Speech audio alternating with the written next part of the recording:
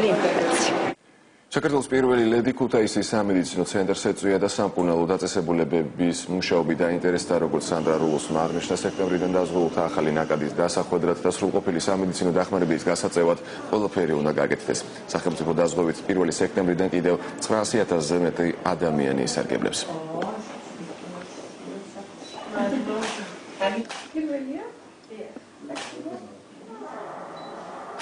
1 სექტემბრიდან გექნება უფრო დიდი ნაკადი, მით უმეტეს ოჯახის ექიმებს, ექნება თერაპევტებს და დაიმატება, როგორც იცით, 5 წლის ჩათვლით ბავშვები, შეზღუდული შესაძლებლობის მქონე პირები, ასევე მოხუცები, ანუ პენსიონერები და კიდე სტუდენტები. დიახ, ეს 4 სამიზნე ჯგუფი და უკვე დიდი, ნახევარზე მეტი იქნება დაზღვეული ქუთაისის ფარგლებში. ჩვენ ამით ძალიან ვამაყობ.